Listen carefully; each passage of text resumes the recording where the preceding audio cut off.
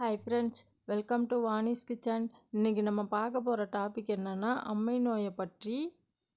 ஒரு வீட்டில் ஒரு நபருக்கு வந்தால் எல்லாரையும் பாதிச்சுட்டு தான் அவங்க போவாங்கன்னு சொல்லுவாங்க. கிராமத்துலன்னு பார்த்தா அவங்க மகமாயி வாத்திருக்கு, அம்மை போட்டிருக்குன்னு சொல்லுவாங்க. ஆனால் சயின்ஸ் பிரகாரம் பார்த்தா சூட்டு மேலே வந்திருக்குன்னு சொல்லுவாங்க. அது ஒரு தொற்று நோயின்னு சொல்லுவாங்க. நாங்கள் சின்ன பிள்ளையா இருக்கும்போது இந்த மாதிரி தான் வந்துருந்துச்சு. தயிர் சாதம் சாப்பிட்டாலே வாய் அவ்வளோ கசப்பாக இருக்கும். எங்களுக்கு அம்மா வாத்து இருக்கக்குள்ள எங்கள் அம்மாவுக்கு தான் வாத்து இருந்துச்சு. அப்போ நாங்கள் சின்ன பிள்ளைன்றதால எங்கள் அம்மா அவங்கள கஷ்டப்படுத்திக்கிட்டு எங்களை நல்ல விதமாக பார்த்து நல்லபடியாக ஆக்கிட்டாங்க. எனக்கு புரியாத ஒன்று என்னன்னா, அந்த வயசுக்கு எனக்கு ஒன்றுமே புரியல, பக்குவம் இல்லை. ஆனால் இப்போ எனக்கு தெரிஞ்சவங்க வீட்டில் அம்மா வாத்திருக்கு. அப்போ சம்மந்தி அம்மா, அப்பா அம்மா பார்த்தா அவங்க கூடவே வந்துடுவாங்க, அதனால் பார்க்கக்கூடாதுன்றாங்க.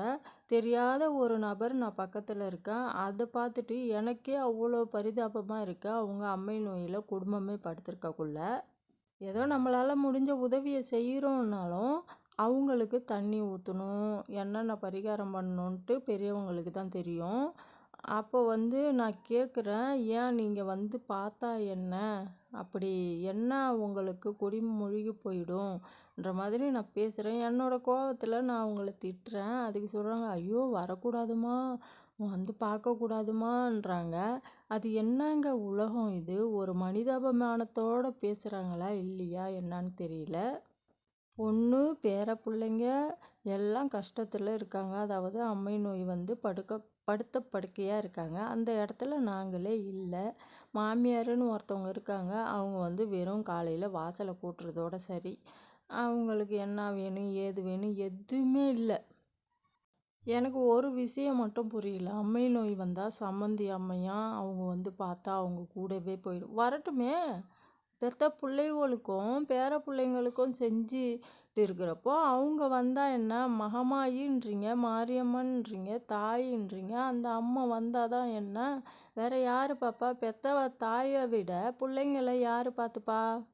ஐயோ வரக்கூடாதுமா, பார்க்கக்கூடாதுமா, என்ன அந்த அந்த சரி அந்த வீடு மட்டும் இருக்குது, யாரும் அக்கம் பக்கம் இல்லை, மாமியாரும் இல்லை. மாமியார் பேச பிடிக்கல, யாருமே இல்லை.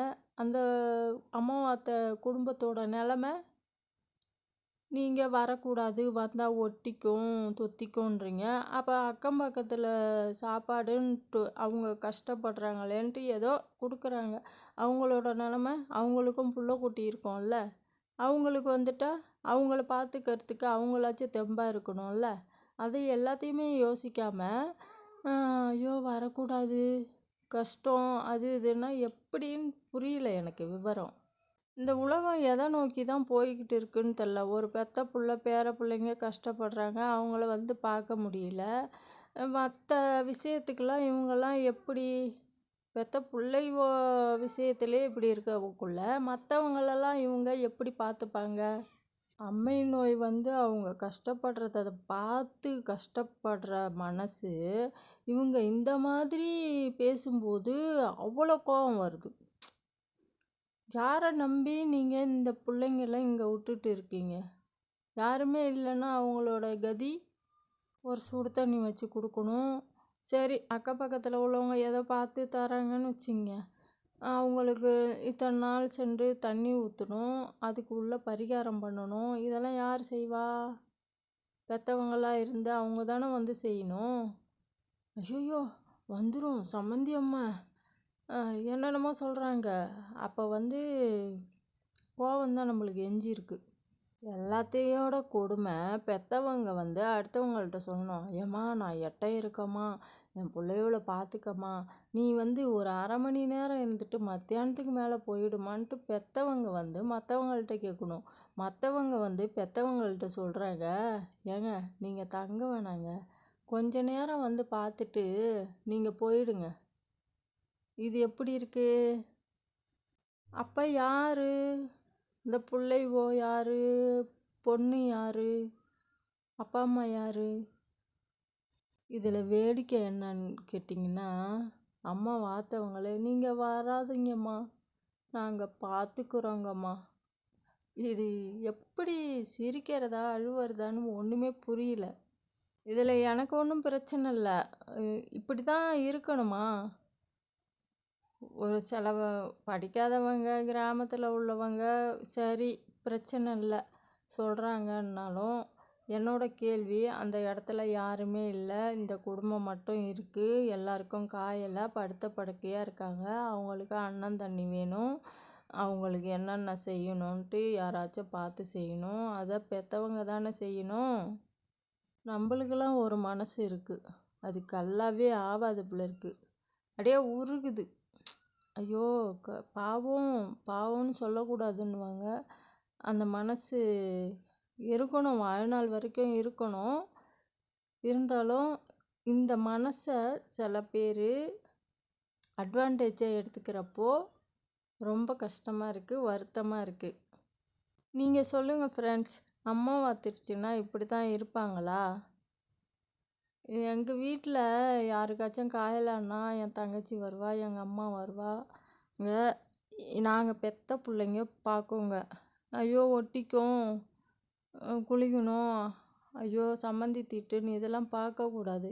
என்னோட அனுபவப்படி பார்த்தா மனசாட்சி உள்ள யாருமே இந்த மாதிரி நடந்துக்க மாட்டாங்க. எனக்கு தெரிஞ்ச அம்மை நோயெல்லாம் சுத்தம் இல்லாத இடத்துல தான் வரும்னுவாங்க. உடம்பு சூடாக இருந்தால் வரும், அதுவும் முக்கியமாக வெய்ய நாளில் கண்டிப்பாக வரும்.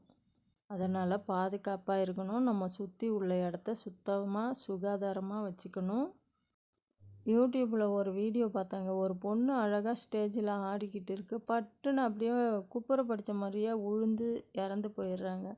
நம்ம வாழுற வாழ்க்கை நிலையில்லாதது. அதனால் நம்மளை பாதுகாப்பாக வச்சுக்கணுன்னா சுத்தமாக சுகாதாரமாக இருக்கணும்.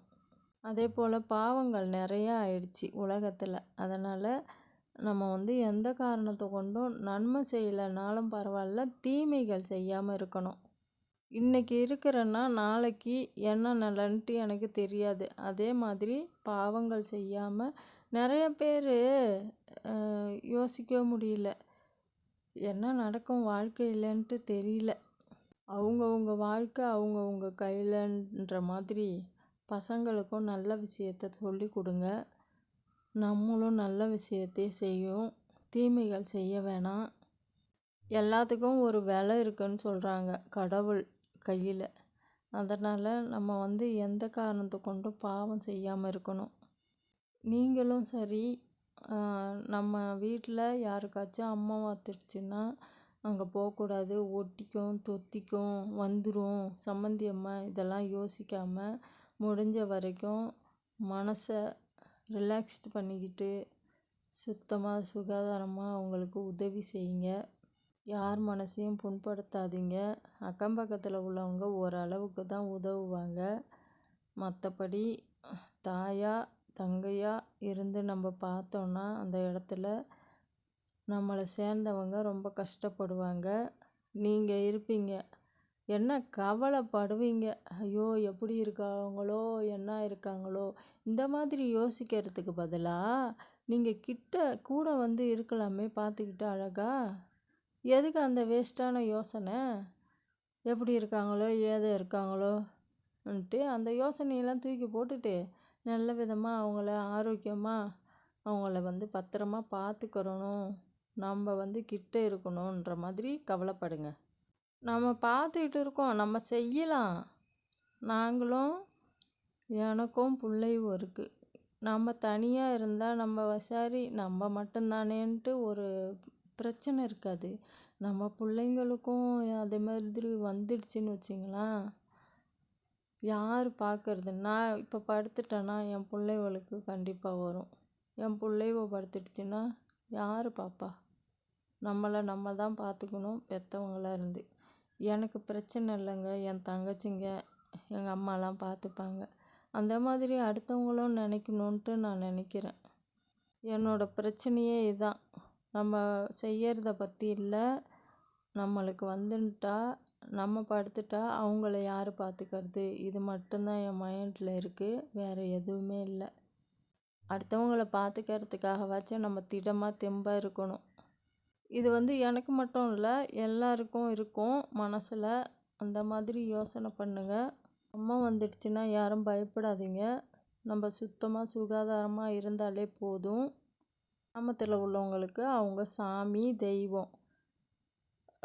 டவுனில் இல்லை நிறைய படித்தவங்களுக்கெல்லாம் தெரியும். அவங்களுக்கு சுத்தம் இல்லாமல் சுகாதாரம் இல்லாமல் இருக்கிறவங்களுக்கு தான் இது வரும் கண்டிப்பாக. முக்கியமாக வெய்ய நாளில் கண்டிப்பாக வரும்ன்ட்டு நிறைய பேருக்கு தெரியும். இந்த வீடியோ பிடிச்சிருந்தா லைக் பண்ணுங்கள், கமெண்ட் பண்ணுங்கள். எங்கள் சேனலை பார்க்குற எல்லாருக்குமே ரொம்ப ரொம்ப நன்றி.